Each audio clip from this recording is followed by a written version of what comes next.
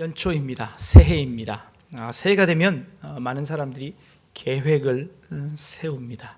회사에서, 가정에서, 또 개인의 발전을 위해서, 또 신앙의 발전을 위해서 계획을 세우기도 합니다. 어느 정도의 목표를 세우면 좋을까요? 너무 낮은 목표를 세우면 성취욕이 없어집니다. 또 너무 높은 목표를 세우면 또 금방 포기해 버립니다. 여러분들 지난 해의 목표는 무엇이었고 얼마나 달성하셨습니까? 한번 물어보았습니다. 새해의 계획 중에서 가장 첫 번째 계획은 단연코 다이어트였습니다. 네. 대부분 또 매년 그렇게 시작했고 또 중간에도 늘 계획 세우지만 늘 실패하고 말았습니다. 또 다른 계획들도 있을 겁니다. 뭐 영어를 공부하겠다, 취직을 하겠다. 또 어떤 분들은 로또에 당첨되겠다라고 목표를 세웠던 사람들도 있었던 것 같습니다. 어떤 목표를 세우고 얼마만큼 이루어내면 우리가 만족해 할까요? 유명한 거장이었던 미켈란젤로가 그 시스틴 채플이라는 곳에 천정 벽화를 그리고 있었습니다. 몇 달이 걸쳐서 천정에 거꾸로 매달려서 그 그림을 그렸습니다. 그들의 제자들과 함께 그 일을 감당했는데요. 그 제자가 한 몇 달이 지난 후에 이렇게 물어봅니다. 선생님, 이 정도쯤이면 다 되지 않았을까요? 철수해도 되지 않겠습니까? 라고 물어봅니다. 미켈란젤로가 이렇게 이야기합니다. 자네 눈에 보기에는 이것이 끝난 것으로 보이는가? 그러고도 몇 날을 더 이 미켈란젤로는 조그마한 붓을 들고 아주 세밀한 부분까지도 터치해가며 그림을 완성해 갑니다. 이 그림이 거의 완성된 것 같습니다. 이제 미켈란젤로가 붓을 놓았습니다. 선생님, 정말 끝난 겁니까? 라고 이야기합니다. 그때 미켈란젤로가 이렇게 이야기합니다. 내 눈에는 끝났는데 주님이 보시기에는 어떨지 모르겠네 라고 대답합니다. 주님이 보시기에는 어떨지 모르겠다는 겁니다. 우리의 인생의 모든 목표와 모든 판단은 하나님께서 하시는 것이지요. 하나님께서 보시기에 되었다 할 때까지 가는 겁니다. 그 하나님의 목표가 어디쯤일까요? 오늘 우리에게 본문에게 주시는 예수님의 말씀 가운데서 그 목표가 하나 정해집니다. 그 목표는요, 48절에 그러므로 하늘에 계신 너희 아버지의 온전하심과 같이 너희도 온전하라 라는 그런 말씀입니다. 우리의 목표를 하나님의 온전하심과 같이 온전한 그곳에 목표를 두고 있습니다. 이게 가당키나 한 말씀일까요? 어떤 분들은 이렇게 이야기합니다. 인간이 어떻게 완전해질 수 있어? 인간이 완전해진다는 것, 그것 자체가 교만이야. 이 말씀은 잘못됐어 라고 이야기합니다. 또 어떤 분들은 인간이 어떻게 그곳에 도달할 수 있습니까? 인간으로서는 아무도 그 일을 할 수 없습니다. 그래서 또 불편합니다. 이 말씀을 지킬 수 없다라는 것입니다.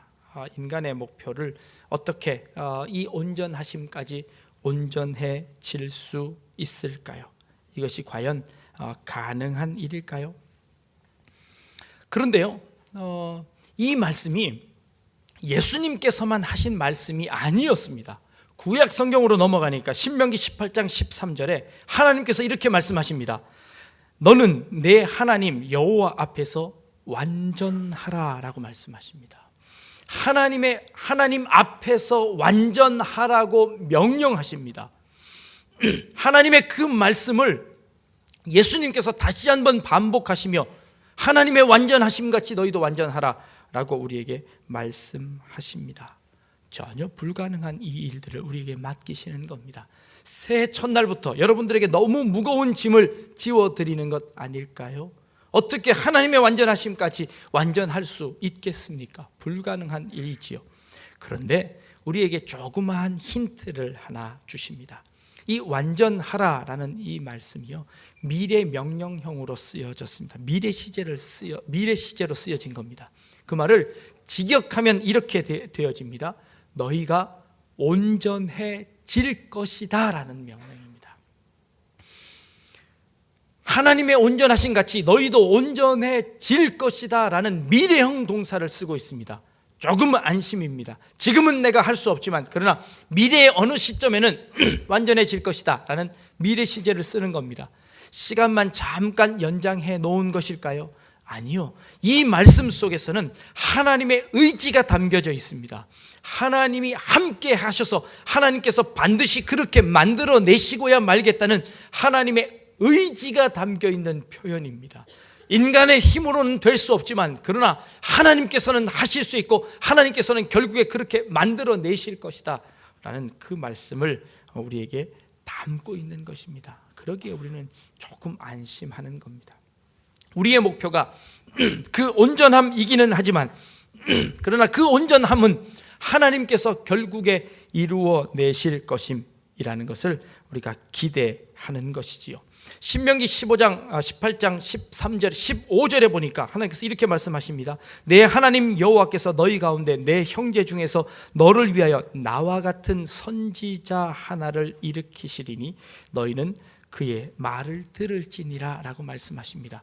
그 행하여 완전하라는 그 말씀 가운데 그 방법으로 한 선지자를 보내줄 테니 그의 말을 들으라 라고 구약에도 말씀하고 계십니다. 그 완전함을 이루기 위해서 하나님께서 보내주실 그 한 분이 계시다는 것이죠. 그것이 누군가요?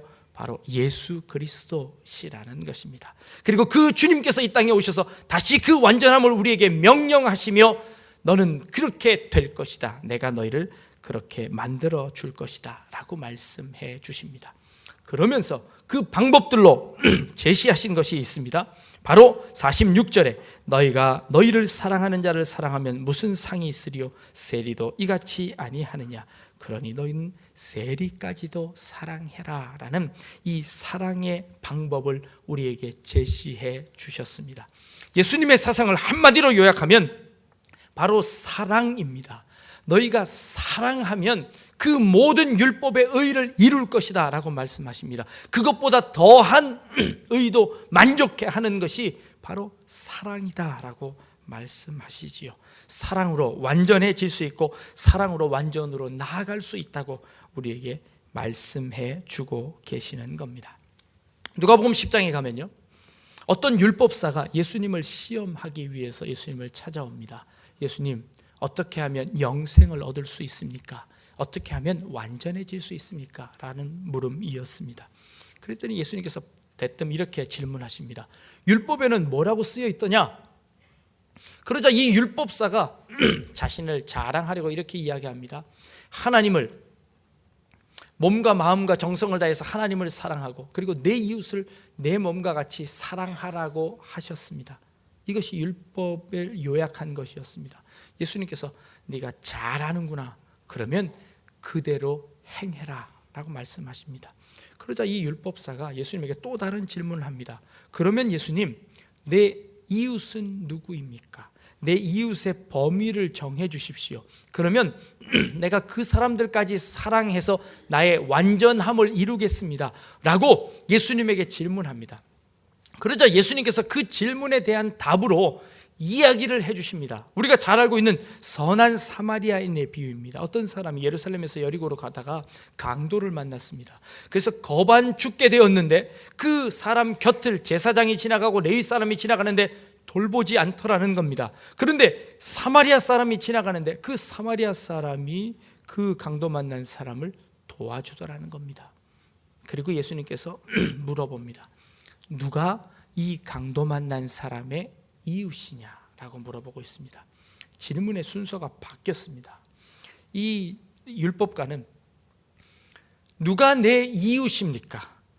내가 선을 베푸는 그 입장에서 내가 어디까지 도와주면 되고 어디까지 사랑하면 되고 어디까지 이해해 주면 됩니까? 라는 질문이었습니다. 그러나 예수님께서는 그 질문의 방향을 바꾸셨습니다. 이 강도 만난 사람의 입장에서 누가 이웃이냐? 라는 것으로 대답을 해 주셨습니다. 그리고 너도 이와 같이 행해라 라고 말씀해 주시는 겁니다. 우리는 이 말씀을 들을 때마다 처음에 드는 생각이 나도 선한 사람이 되어야지 하고 금방 점프를 합니다. 그런데 이 말씀을 곰곰이 한 번 더 생각해 보기를 원합니다. 여러분들이 강도 만난 사람의 입장이라면 어떨까요? 여러분들이 예루살렘에서 여리고로 가는데 강도를 만났습니다. 거반 죽게 되었습니다. 살려달라고 소리칩니다. 그런데 제사장이 그냥 지나갑니다. 레위인이 그냥 지나갑니다. 그런데 원수처럼 생각했던 사마리아 사람이 그곳을 지나갑니다. 소리를 치는데 아이, 저 사람도 그냥 지나가겠지 생각했는데 그 사람이 와서 나를 구해줄 뿐만 아니라 치료해주고 살려줍니다. 누가 너의 이웃이냐라고 묻는 것이지요. 지금 이 예수님께서 이 이야기를 왜 하고 계실까요? 예수님께서는 그렇게 우리에게 이웃으로 다가오시는 겁니다. 우리가 강도 만난 사람이었습니다.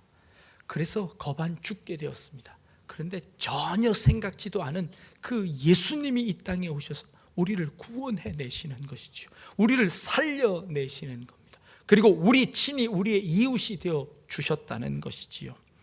너희를 사랑하는 자를 사랑하면 무슨 유익이 있느냐? 무슨 상이 있느냐? 세리도 이와 같이 하느니라. 제사장과 레위인들은 이 세리처럼 그렇게 했습니다. 자기 안에 들어와 있는 사람들만 사랑했습니다. 그런데 이 예수님은 선한 사마리아인처럼 자기를 미워하고 자기에게 돌을 던지고 자기를 십자가상에 못 박는 그런 자들을 위해서 자신의 몸을 내어주시고 자신의 모든 것들을 내어주시며 그를 사랑했습니다. 그 사랑을 받은 그 강도의 이웃은 누구입니까? 예수님입니다. 그리고 너도 가서 그와 같이 행해라 라는 것. 네가 그렇게 도움을 받았으면 너도 그 도움을 그렇게 행해라 라고 우리에게 말씀해 주시는 것이지요.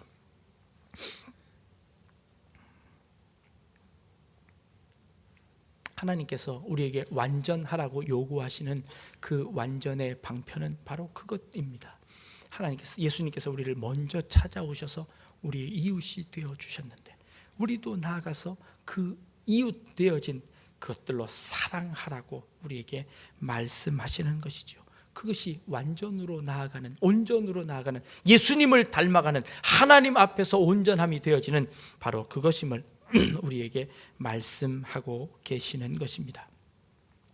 효경에 이런 말이 있습니다. 신체 발부는 수지 부모니 불감 회상이 효지 시하여 입신 행도하여 양명 어후세하여 이현 부모가 효지 종야라. 무슨 말을 하는지 저도 잘 모르겠습니다. 이 말의 뜻은요, 이런 겁니다. 몸과 머리털과 살갗은 부모님에게서 이를 받았으니 감히 훼손하거나 상하게 하지 않는 것, 이것이 효도의 시작이다. 그리고 몸을 세워서 도를 행하여 후세의 이름을 드날려 부모님을 드러내는 것이 효도의 끝마침이다 라고 이야기합니다. 이해가 되는 말입니다. 그렇죠? 여러분들이 자녀를 키워보면 제일 가슴 아플 때가 언제인가요? 자녀가 다쳤을 때입니다. 다쳐서 오면 얼마나 마음이 아픕니까? 네, 그래서 우리는 다치지 않고 우리 몸을 잘 보존하는 것, 그게 효도의 시작이라는 겁니다. 효도의 마지막은 무엇일까요? 그 아들이 잘 자라나서 입신양명해서 그 이름을 세상에 알려서 유명해지는 겁니다. 그 유명해지면 그 부모님이 얼마나 마음이 기뻐할까요? 이것이 효도의 마지막이다 라고 하는 그 효경입니다. 부모가 얼마나 자랑스러워하게 하겠습니까? 그것이 효도입니다. 이것이 동양사상이고 자연스러운 이치입니다. 그런데 이것이 잘못 이해되고 있습니다. 여러분들 중에 아들이 둘이 있는데 하나는 부모 말을 아주 잘 듣는 조금 못난 아들이 있고요. 또 한 아들은 아주 똑똑하고 잘난 아들이 있는데 부모 말을 지지리도 안 듣는 아들이 있습니다.